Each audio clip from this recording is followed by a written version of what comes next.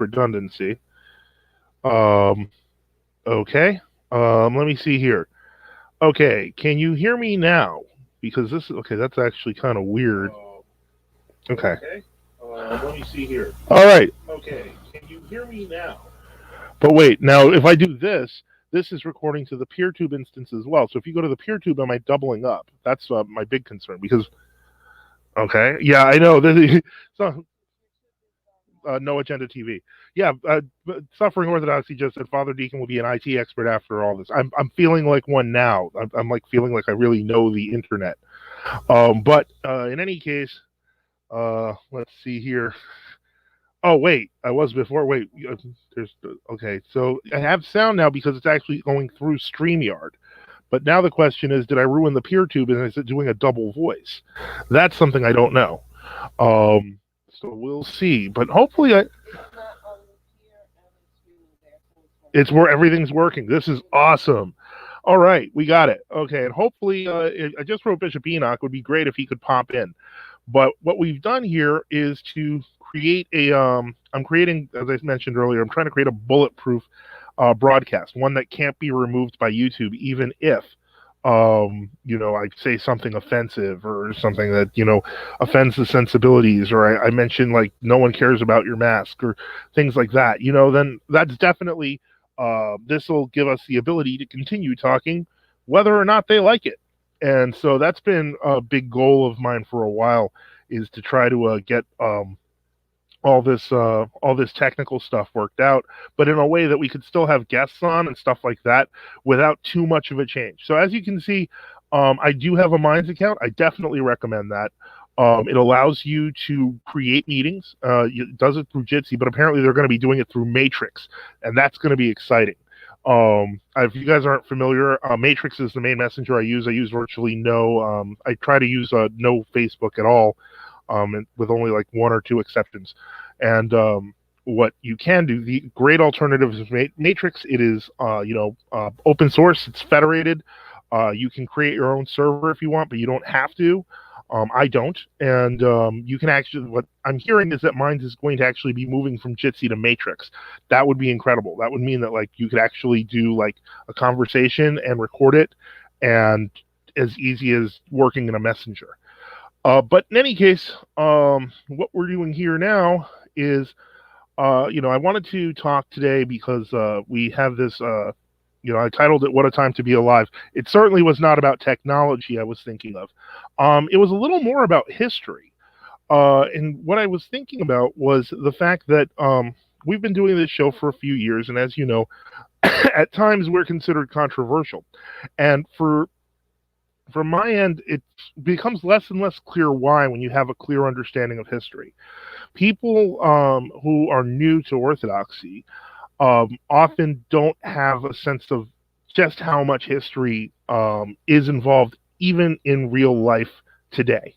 Like, we are making history in the sense that we're even having this discussion. And this is important because we're in an unprecedented period of time where information is absolutely like, it's very very easy to distribute. It's free in that sense. So that got me thinking a lot about how times have changed so much. And the thing is, this is as despairing and dark as sometimes, especially people in the media, try to make it for you. This is one of the most amazing times to be alive. As I've often said to people, because people often ask me, they say like, well, with ecumenism, with the rise of all these false beliefs and teachings, so on and so forth, I say you should have seen it 20 years ago. I want to give you a little bit of historical perspective. I had mentioned this. We were talking about this yesterday. Believe it or not, Bishop Enoch actually was at my house yesterday to get a cat. That's a long story, but the point is, so we got the cat, but what I was talking about with the bishops was that time and history are kind of lost when you're new to Orthodoxy. It's weird to envision that in the chaos we have right now, that things could have possibly been worse. But I can promise you, they in fact were a lot worse. In 1983, for example, that's when the anathema against ecumenism was written. I want you to think about for a second, because we've all heard about the Assisi meeting. The Assisi meeting occurred 3 years after the anathema against ecumenism. Back then, if you ever hear the phrase bake the cake, bigot, that's kind of how you had to, it was like eat the ecumenism, bigot, and that's how they kind of saw it. And so the thing is, to not see that now is an amazing thing. It is it was unprecedented how bad it used to be. And I'm sorry to say this, but a lot of people basically probably death itself was, the reason that the only way you could stop them in terms of their relentless ecumenism. Now we have problem people now, like, again, the Democopolis crowd, the suffering orthodoxy people, the secret gay mafia. But the point is, people know they're wrong. And even descriptions of things that I saw in various Orthodox churches when I was a new convert are inconceivable now. So you have no idea how good we have it and what kind of opportunity we have. And what I mean by that is we're now in a digital era with more information about the fathers, about their original texts, about their original manuscripts. We've seen our discussions with Roman Catholics. We've seen our discussions even with Muslims, with all these heterodox, and they don't have answers. So they're reduced to going into their little echo chambers and creating their own little thing where they think they are champions in their mind, and we can answer everything. We can answer everything they have to say with the Holy Fathers. This is an incredible time to be alive. And we have an opportunity because, a lot of people try to, they look at a lot of the doomer crowd, I guess you can call them, is they look at it like, this is it, this is the end. And it's not. This is a beginning. We have a lot of opportunity. There's a lot of outreach that we can do to the world, and we should. And that's something that unfortunately is missed on. There's so much opportunity to preach the gospel and so much opportunity to give answer to heterodox. If you're feeling lonely or sad, just remember that 2,000 years of apostles, saints, prophets, everyone, they're with us. And the best part of it is, even our living people today, it's amazing. In a sense, it's weird how much the internet has changed things and how much, now we have these gatekeepers. It'll never work. There's always going to be people fighting it. One person can make all the difference. And that was true at the Council of Florence. That's true now. That's an amazing thing that you got to keep saying. And I keep saying amazing, and I keep repeating myself, mostly because of the fact that I'm talking into the void. I'm really hoping Bishop Enoch shows up. And if people have questions or comments, I can see them all. I can see them on PeerTube. I can see them on YouTube. And if you'd like me to address something, or if you think I'm just saying weird stuff, just let me know. Okay, I actually have to check. Okay. All right. I see that Trinity X commented on this, and I'm not sure what was the comment. Okay, it doesn't say. Oh, okay, it says test. Okay. Anyway, so this is crazy. Getting we're literally publishing on 2 different platforms at the same time. We could probably make it even more. I mean, but the point is, right now I'm just handling 2, so I think we're good with 2 for now. Until we figure out how to move, we can copy this into, like, I don't know, Discord or something.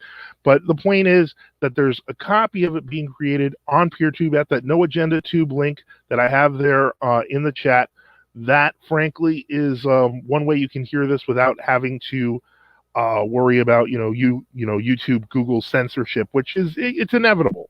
This is exactly what these corporations do when they start running out of options. Give me just a moment. Hold on. And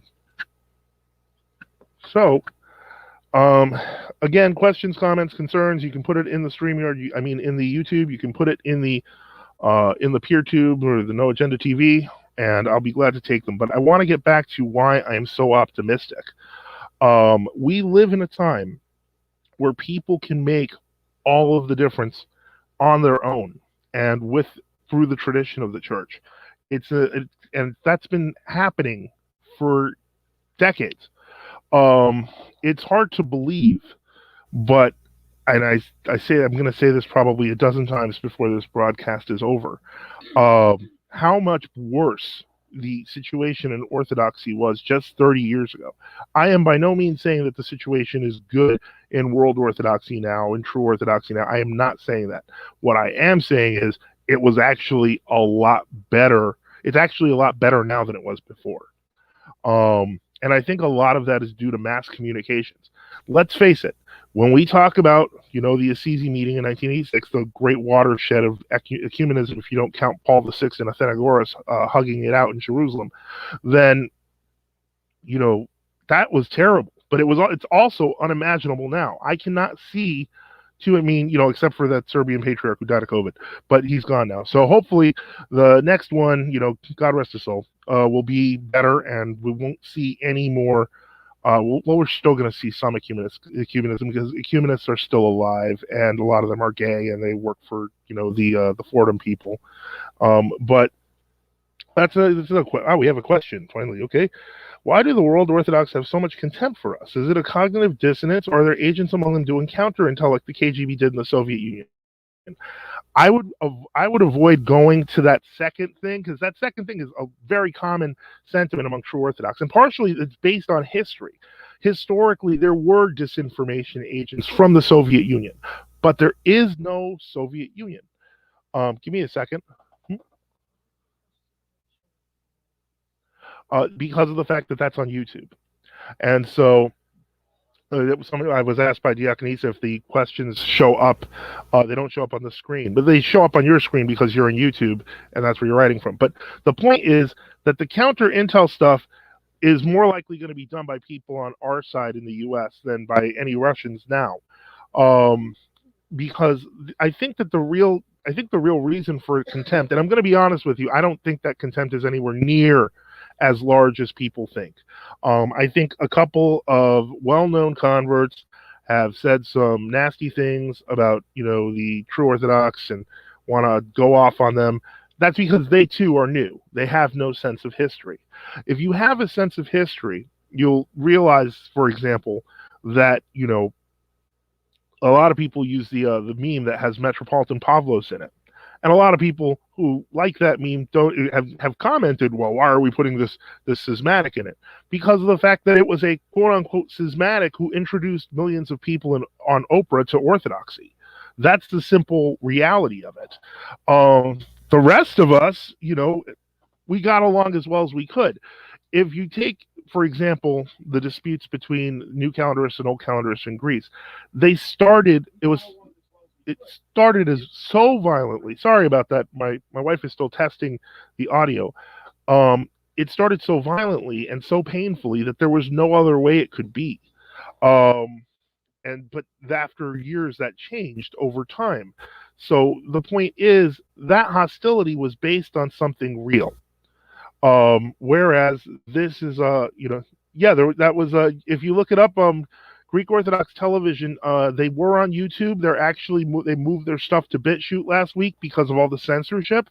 So if you look for Greek Orthodox TV, it shows the episode, because Metropolitan Pavlos actually was going to be part of a panel on the Last Temptation of Christ, which had a bunch of different religious leaders talking about it. What ends up happening is he ends up late and he ends up in the audience, and so he begins commenting from the audience and gets into it with a bunch of people. It's really one of the greatest things I've ever seen on a talk show, but that was kind of crazy. But my point is that it's that kind of connection that people have. I met Metropolitan Pavlos, and I've met a lot of people. And in the Orthodox world, one of the things that you learn, especially if you're young and you're new, is that our world is huge, but it's also really small. And you will be surprised at the people you end up talking to in the future.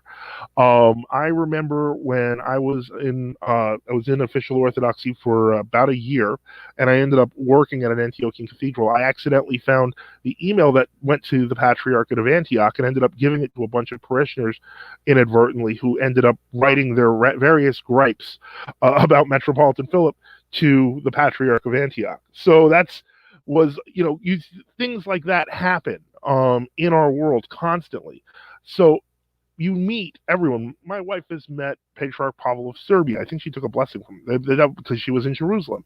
My bishop, who was also in Jerusalem right after my wife left, actually was the priest I first met when I wanted to become Orthodox over 20 years ago. And, the point is, things like that just happen because our world is small. It doesn't have to be. We can make it larger. We can bring more people to the faith using these handy online tools.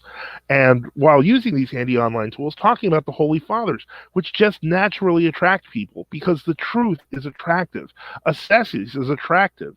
Fasting, believe it or not, is attractive. Discipline is attractive. These things bring people to the church. So that's one of the things that, that was one of the reasons the ecumenists were so successful, because in the 60s and in the 70s, people were morally lax. And so nobody wanted to talk about the truth anymore. They wanted to do drugs. Well, those times are changing, and those people are dying, and people are looking for the truth. Younger people are looking for the truth. And that's what makes me so excited to talk about apologetics to younger audiences and to talk about defending the faith to younger audiences. Because you're the future. And so that means that if I can get you to read more of the Holy Fathers and use them in your apologetics and try to reach out to all these heterodox and bring them into the church, then I am helping guide the future. And that's an amazing thing if you think about it. You're right. Emil Surik writes, internet orthodoxy is a cesspool. You're not wrong. The internet in general is a cesspool, but we can clean it up. That's the amazing thing about this, that we can do things that we've never been able to do before.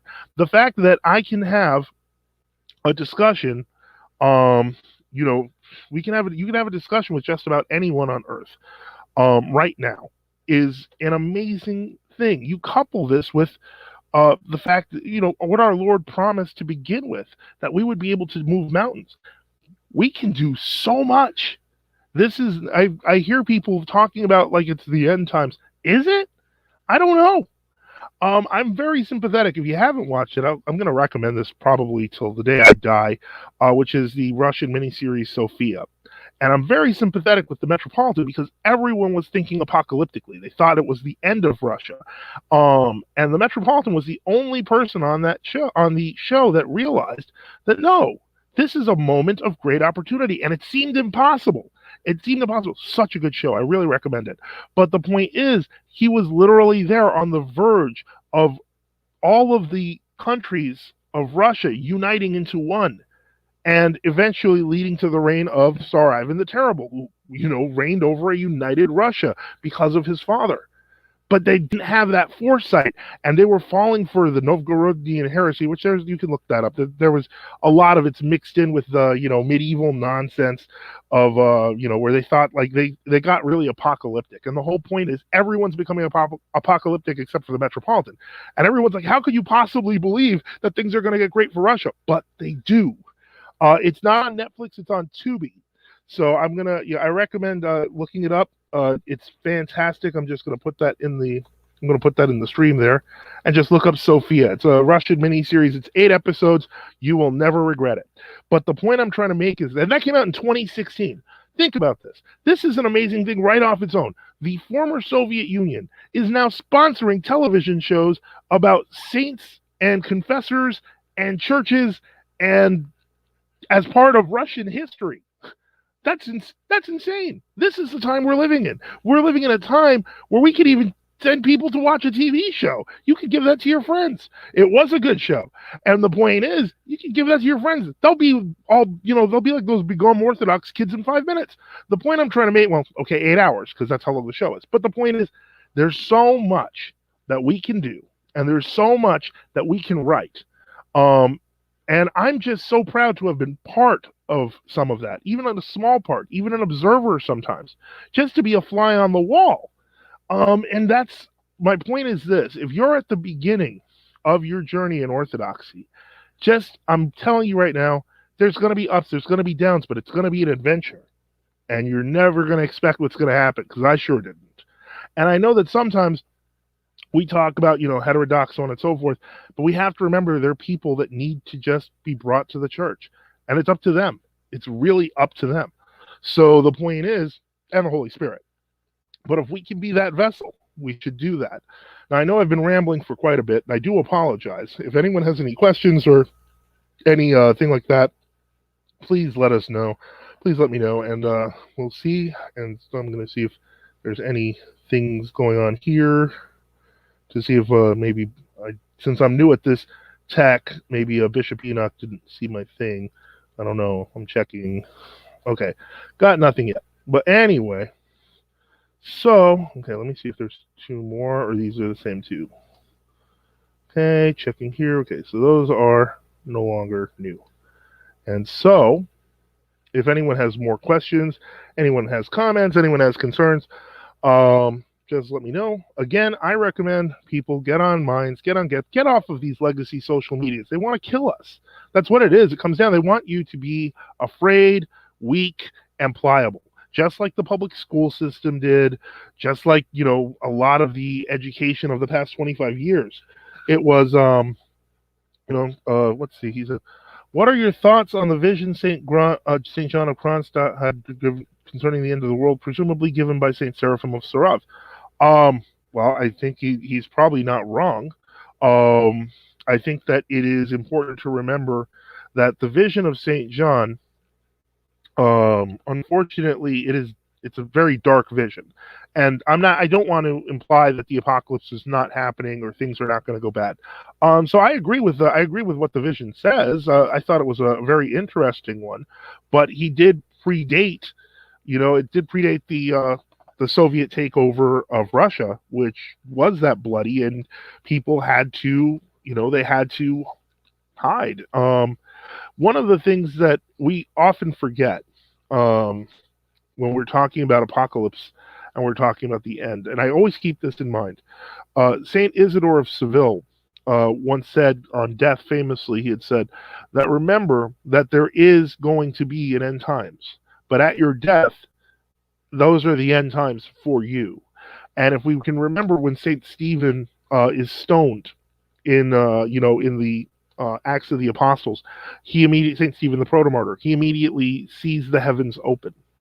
So to the extent that the people who suffered in Russia saw the glory of God upon their deaths after their martyric lives, I have no doubt of it. It was the end, and maybe it was the end for them. Maybe it was the end for all of us. I don't think so, because things have changed somewhat. But maybe their end was always going to be martyric, and that's why we have thousands and thousands of new martyrs today. That not seen, like a numbers not seen, like except in the days of the persecutions by the Romans. So that's incredible by itself, if you think about it. Because we have so many examples now before us, a cloud of witnesses, just from the period of death and destruction. And what we need to do is, we can't change the story until the Antichrist comes. And what I mean by that is we can't, what's the word I'm looking for? We can't change, like, once the Antichrist comes, it's time to run. And that's the whole point, is that's when it's almost over. But until then, there's still a chance. May I ask a question about the fast? Is all alcohol prohibited during the fast, or only wine? For instance, is beer allowed or no? Oh boy, I'm going to get in trouble with this answer. But the answer properly is that no. In the Greek tradition, it is properly that no alcohol, no strong drink be permitted. In the Russian tradition, there has been some debate as to whether beer can be considered alcohol as well as kvass. A lot of people frown upon it. Some people don't. I tend to think that when it says no wine and oil, it's no wine or anything stronger than wine. But that's just my opinion. Some very good and holy people disagree. They would say, and they're good and holy, so you should listen to them. They would say, that technically all alcohol should be permitted. I should be forbidden. But I tend to say that there's good room for disagreement when it comes to low alcohol drinks such as beer and kvass. And that seems to have, kind of, I think that I can substantiate that with tradition. So that's something to keep in mind. So I hate giving like a mushy answer on that, but the reason why is because there's a variety of fasting rules throughout the church, throughout the world. The wine and oil rule is one that is very heavily dealt with in many Orthodox countries, but it doesn't exist technically, for example, in the Western Rite. However, a lot of Western writers don't do that either. The point I'm trying to make is that it varies. And I would say fast as you can and fast under the guidance of your spiritual father. Um, Other than that, so yeah, I'm always better at the apologetics questions than the ones that deal with stuff like morality, probably because I'm a horrible person, which um, is part of the I guess what makes this interesting. If anyone else has any questions, please feel free to ask, to comment. I'm more than glad to. Well, today's Saturday night, isn't it? Um, because I don't know if you're going to church tomorrow. That's the other thing. If you're fasting before communion, yeah, then you can't have any drink. Somebody says, if you had to pick, our Lord never forbade alcohol, and well, we know the religion that does. It's interesting you say that because on Gap, for example, there's like this 20,000 strong group called Orthodox Christianity, and it doesn't. A lot of people are not Orthodox on it, and everyone thinks that they're going to own the group if they just post something. So they're weird religious views, and in this case, there's this one guy who keeps on posting and saying, "Our Lord never touched, consumed, or blessed alcohol." And I'm sitting here like, didn't he do the wedding at Cana? Did you miss that one? He doesn't answer me, and then he blocked me. And so that's something to keep in mind. What our Lord does always forbid, and that is drunkenness. You don't want to do that ever to get bad, because if you do, that's very bad for you, and it does not help spiritually and causes lots of other problems. But if anyone has any other questions, comments, concerns, if the audio is still working, I hope so. But Sirach says specifically that wine is good, but not too much. And I agree with him. So if this is our new setup, I guess you could say. It's got, if I can get somebody to figure it out with me, and then I'll get a co-host on that. But right now, I think I don't know. I guess Bishop Enoch must have, he might have went to walk the dogs or something. So basically, this is I can't stress enough. We're in a time which is unprecedented. We can change everything. Some things obviously are not going to be changed immediately. We cannot convert the Muslim world in 15 minutes, for example, but we can be, emboldened by the fact that many former Muslims have come and joined the Orthodox Church. We had Johnny KZJ on like a month ago, etc., and I didn't even know he was a convert from Islam. I just thought he was a regular Orthodox person.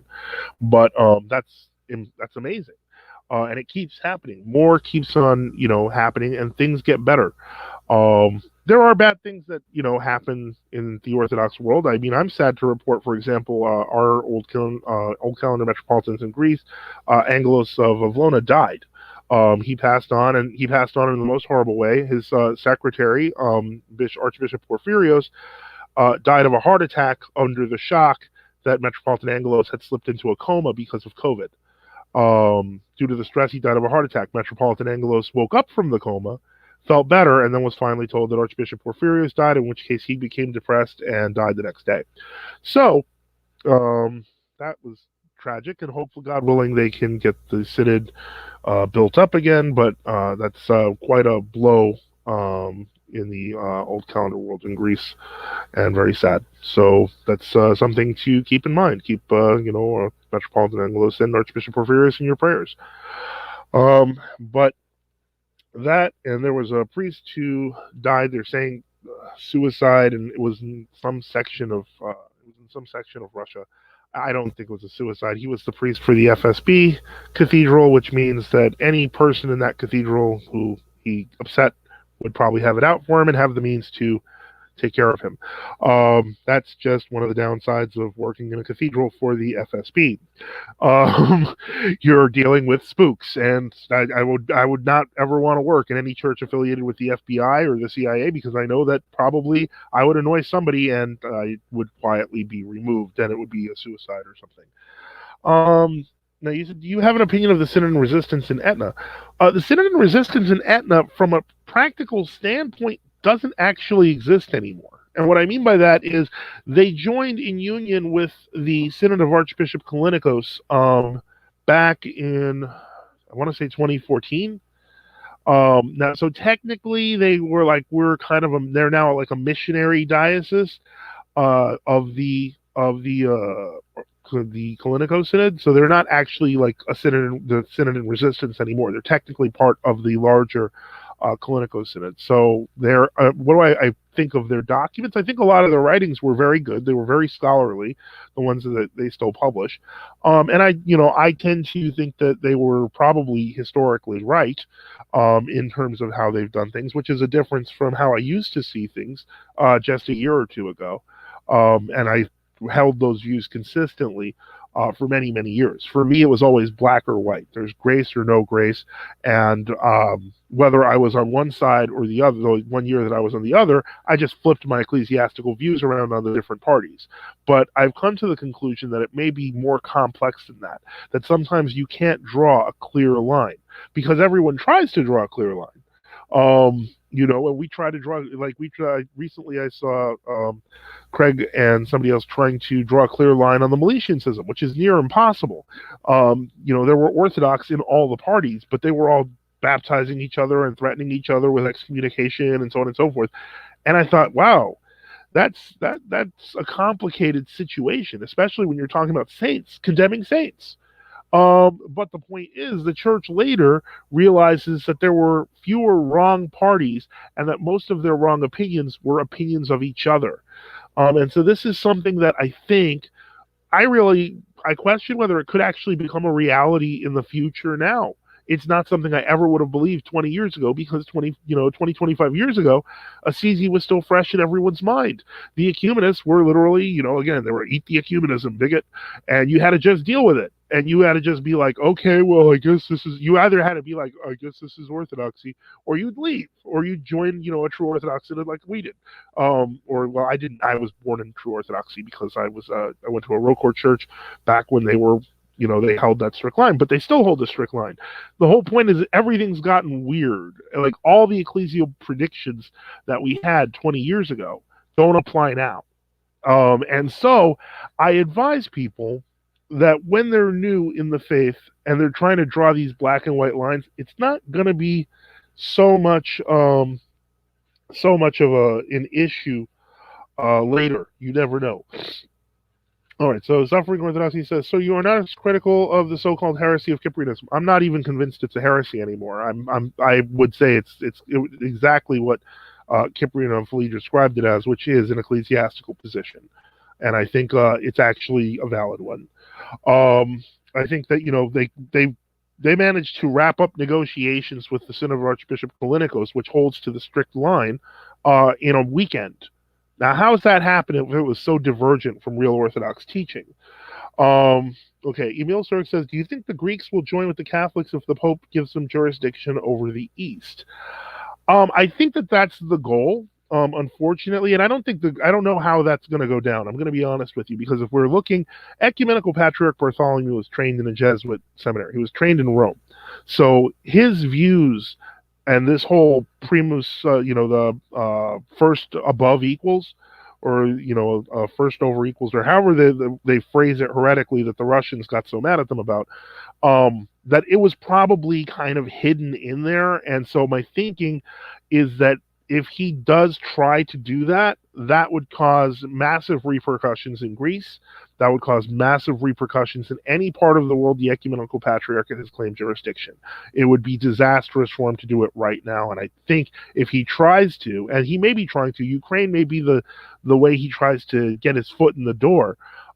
It would cause chaos. And I think unless he's willing to take that step, I think it will be a lot more difficult. They've quietly done things like commemorating the Pope in Constantinople, but I don't think that he would try to go that far this close to his death. But I was wrong. I never envisioned, 4 years ago that the Moscow and Constantinople would be out of communion with each other. That never occurred to me. But I guess it's like that. Now I'm bringing up dated references. I was going to say Ukraine is game to you from Seinfeld, but probably I don't know how many people have seen that episode. But that's still on YouTube if you want to find it. Anyway, as I said, um, we have the ability to make our voices known. And that means we have the ability to reach out to people, to tell people about the Orthodox faith. And we should be, it should be something that is awesome and terrifying for us, but at the same time, a responsibility that we eventually share in, that we partake in. And so this is something to keep in mind as we go through, especially this period of Great Lent. We sometimes just the fast can be bothersome. It's really kind of painful if you don't have like some sort of medical exemption. But you get used to that too, and eventually you get creative and things. The fast gets easier with time, and each one you get better and better at it. It's just that's the way things have always been, and so we have to do our best to preserve the Orthodox faith, to preach the Orthodox faith, and to defend the Orthodox faith. And then let's see. And so if anyone has any other questions, comments, concerns, please let me know. I'm open here to discussion. As I said, this will be broadcast not just on YouTube, but on No Agenda Tube, and I will be putting it on BitChute. So this is going to be the first show that we're doing that is going to appear on 3 platforms, 2 of them simultaneously, and one of them should be almost immediately after this broadcast. So what do I think about Jay Dyer as an apologist? I think as an apologist, he's gotten better. I think he's actually gotten better in terms of, his content. I thought his debate with the Muslim was really good. It was, a far cry from other things that I'd seen. So I was actually mildly impressed. That said, I mean, if you followed this channel for any length of time, you know that, there's like that beef with us that I tried to fix it, but I guess, they want to keep the beef. I don't really care. But he's a good, he does his stuff well. As long as he sticks with the fathers, he's doing great. When he starts talking philosophy, there's no point. And then the man writes, "Hello, everyone." Hello, the man. Okay, so past that, if anyone has any comments, questions, or concerns, please let me know in the comments. And I will probably stay on for another 15 minutes or so just to make it a nice, neat hour-long broadcast. So that's basically what I've got to contribute here. Move off these other platforms. Use your voice. Keep yourself there. It's interesting that my last communication with Bishop Enoch just a couple of hours ago, he asked me about an apologist friend who I actually knew for quite a while. Really good guy. And he's vanished. He's completely vanished from Facebook. So I can't even reach him. Because, people they are not creating resistant communications. And what I mean by that is go to a better email provider, use ProtonMail, establish something. And then once you have it, avoid that censorship. Have the censorship in mind and prepare and fight back. Take Back Constantinople writes, "How do you see the future?" I'm going to be honest with you here. I had a whole bunch of predictions of what I thought the future of Orthodoxy would look like, and all of them are wrong. So I do not see the future. If there's one thing I've learned, trying to predict the future is never a good idea. This is the way I see it. You have the founding of the church in AD 33. You have the end of the world as prophesied in Revelation and discussed in terms of what the teachings of the fathers are. You are in between that. You're not at that end. You are not at the beginning. You are in between. And so in that sense, all I can say is you can look at the teachings in Revelation and the Holy Fathers about them to know what the end is. And as long as you're not there yet, be optimistic.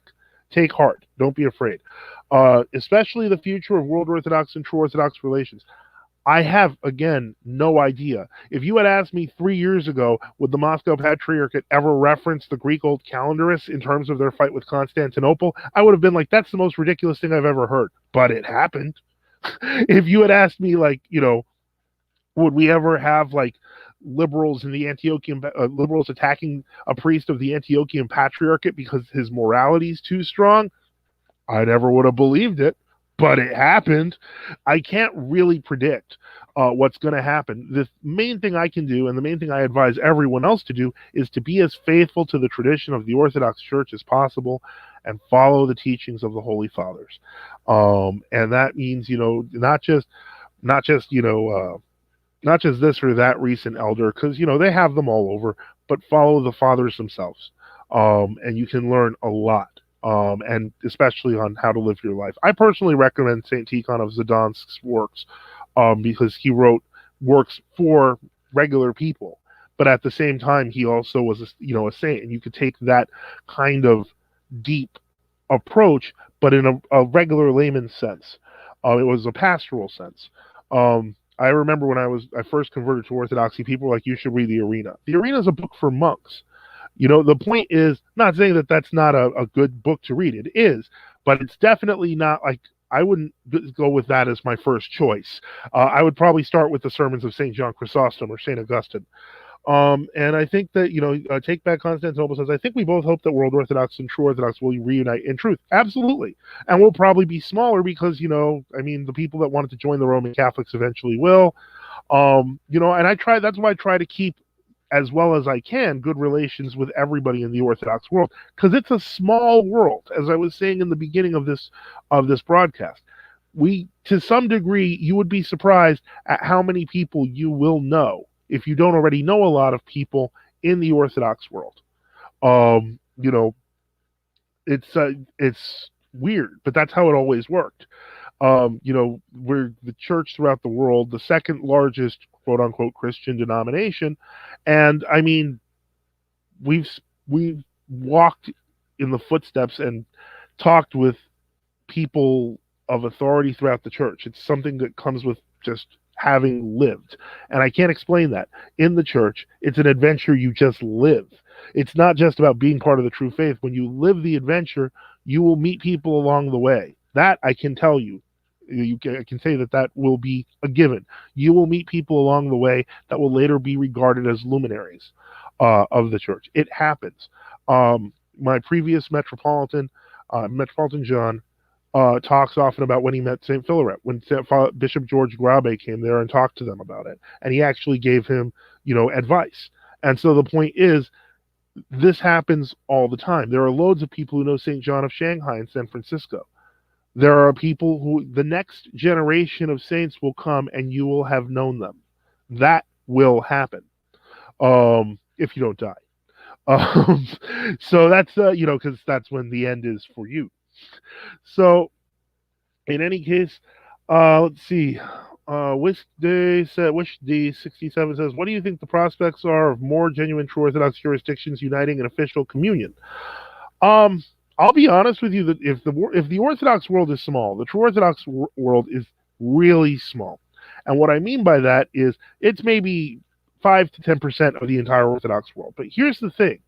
Because it's so small, everybody knows somebody there. In the Orthodox world altogether, there's probably 6 degrees of separation from every single person and every other person, patriarch, metropolitan, whoever. But that is super true in the TOC world because it's so much smaller. I pretty much know almost every I know people and hierarchy in almost every true Orthodox jurisdiction on earth. I think I was about to say the only one I've had no communication with was the true Orthodox in Serbia. Then I realized that the nuns of Novi Stenik have actually written us. So no, even them, we do know them. But that's my point. In the entire Orthodox world, you add that together, if people in a parish in Miami can email the Patriarch of Antioch, trust me, you're going to meet more people that you didn't know. So that's what I would say, is I think that as for which ones have the most potential for doing so, it's a lot of reunions, especially among, true Orthodox groups are circumstantial. Everyone really secretly knows that everyone believes the same thing, and we make up these, these heresies and schisms when in reality they're administrative breaks because someone got mad at someone else because of their dog or something. And then, they let it fester into some sort of vicious, angry thing, and then it gets stupid, and then everyone realizes it's stupid, and then they get back together, which is what happened after the Meletian schism, what happened after iconoclasm, what happened after. Eventually, the people who are angry die, and the people who are left realize there's no reason to be in a fight to begin with. So I can't predict the future, but I can predict things will happen, because they always have. As long as my view is, as long as there aren't the media and the people aren't preaching throughout the world that Jesus has come back and he lives in Israel, we good. I'm like, that's fine. We still have another day to continue moving forward. Following up from Emil's questions, who do you think is more likely to join up with Francis, Bartholomew or Kirill? My money is on Bartholomew personally. I have no disagreement whatsoever. It's definitely Bartholomew. Kirill, I think, knows, because as soon as he did that thing in Cuba, there were non-commemorators in the seminaries, there were non-commemorators among the bishops, there were people condemning him and calling him anathema in Russia. He knows that he can call Francis up for his birthday and be like, happy birthday, Frankie, but you do anything more than that now, it's going to get bad. And they do this common vision thing, which is still being condemned in Russia. So no, you don't do that. You do not tick off, hundreds of millions of people. It's just not a good idea. So if you ask me, I put my money on Bartholomew. His flock is 500. They agree with whatever he says anyway. He's got the U.S. apparatus and the Greek Archdiocese here in America, where they're pushing, the Fordham gaze. So yeah, no, without a doubt, it'll be Bartholomew. But then again, I might be wrong. Maybe at the end of his life, Bartholomew says, I'm sorry about all this ecumenism. I realize I'm going to die, and changes. Could happen. I leave all options on the table at this point. So better to worry less about the palace intrigue and worry more about your soul is what I would suggest. But that's definitely something that is worth considering. You never know. People have repented from worse. Well, maybe not worse, but they've repented from similar. So that's where I would go. I have no idea. All right. So we have about 7 more minutes. If anyone has any more questions, thoughts, concerns, comments, etc. I wonder what it looks like if I put up a comment. Oh, okay. Well, it showed up on StreamYard, but it wouldn't show up on the other one. So this will have a little bonus with balloons. All right. So let's see here. We've got about 6 minutes to go. If anyone has questions, comments, concerns, just let me know, and I will, I'll try to address them. Otherwise, just taking a look here. This was a fun broadcast, only because of the fact that we were able to actually publish it and make it YouTube proof at the same time. So this is kind of cool that we've done that, and we're going to put it on BitChute as well. And so we're gonna, there wasn't really a topic. We'll just call this a general question and answer session. But next time we'll have an actual topic. We'll have some actual, some thoughts and things like that. If you haven't had a chance to see my last discussion with Craig Trulia and Subdeacon Daniel Kekish on his channel, I suggest it. It was very interesting. Peter Gamma was there, so that was a very interesting discussion. So that is, that's all I got here. So I'm going to just quietly wait for a minute or so. And if anyone has a question, I'll take it. Otherwise, we will close it down. Huh? Oh, there's questions on, let me see. Is there a question on this? There is. There's notifications. Give me a moment. Okay. I'm confused. Did it stop? I guess it did stop.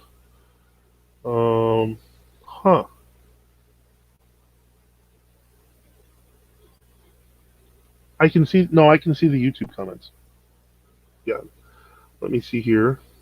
I'd like to see the various fragmented Russian jurisdictions. I'd like to see okay, hold on. Let me get back here. Okay, let me start with take back Constantinople. Do you think Stephen of Hungary is a saint? He died in 1038, but he wasn't venerated until 1083. I'll be honest, the jury's out on it. I'd have to read it. If he's in our calendars, then definitely. I think that, because of the, Hildebrandian takeover, which created the Roman Catholic Church, which was really like 1075, 1080, it's really close. Um, but I mean, I would say maybe. I don't know. I have not studied his specific case. When you're talking about cases like that, um, they can sometimes become non-starters. I mean, if we have like, I don't know, there's like thousands of saints that we can venerate. I'm not sure why I would go looking for ones that are so close to the schism. I mean, some of them are, of course, interesting, but I would look at what they did. Did they live an Orthodox life? Because sometimes you can actually look at um, what the teaching of their life was. For example, like some people say, well, Anselm of Lucca was probably a saint. I've met people who say that. That's insane. Anselm of Lucca was a papist heretic. So no, he's not a saint. But then you have Anthony the Roman. Um, and then it says, I'd like to see the various fragmented Russian jurisdictions come closer together. Me too. But I think that that's going to involve them, getting over their historical problems with each other. And frankly, they're still fragmenting. You know, people were talking about the fragments. We had, like, take for example Metropolitan Aglafango. He was talking about everyone else being a fragment, and then Andronic split off Metropolitan Aglafango, and then so another fragment was created. So the problem isn't just fragmentation; it's fragmentation that continues. And then on a different topic entirely, have you and Bishop Enoch been well? Well, as I said, he came down yesterday, and that was to pick up a cat with Metropolitan John, because we had these two cats, and one of them was an unneutered male, and so he didn't get along with the regular cat, and they were fighting it out all the time. But he was a really sweet cat. And so what ends up happening is that they needed a cat, so they came down and they got the cat. So I think we're doing well relatively. I mean, I just got an email from him. Somebody, Alpha Omega, says, have you heard a theory that there was never an official 1054 schism? I've heard the theory, but it's a terrible theory, only because of the fact that there were anathemas back and forth that occurred in 1054. That you could argue that the Greeks didn't recognize Rome for 40 years before that because of 1014, but in practice they did think that the West was still Orthodox. On the other hand, I would say that, really, the fact that there was a 1054 schism does not create the Roman Catholic Church. What creates the Roman Catholic Church is an apparatus that believes in this single unified authority, and we don't see that until the Dictatus Papae in 1075. So both things can be true. There can still be a great schism, and there can still be the creation of the Roman Catholic Church. They may not be the same thing. Huh? What do you mean I'm not? Oh yeah, no, I'm answering them though, and they see that. I mean, I could put them on that, but then it will create a different final version than the one that's on PeerTube. So that's why I'm not doing that. But so that, I hope that answers that question. Yeah, the truth of the matter is, it's almost impossible to say that there was no schism in 1054. What we can say is that didn't create the Roman Catholic Church. Hildebrand did. So that's that's all we have for today, it looks like, and I'm glad that everyone was here. Thank you for listening. Thank you for your questions, comments, concerns. Thanks to everyone who participated and who listened, and I am going to be ending this show now, as we are in minute 60, and this wasn't meant to be very long. And hopefully, if you want to go to noagendatv.com, the link there, you can always like and subscribe, and we're going to put this up on BitChute next. So I will be saying, may your great Lent be productive, and have a good night.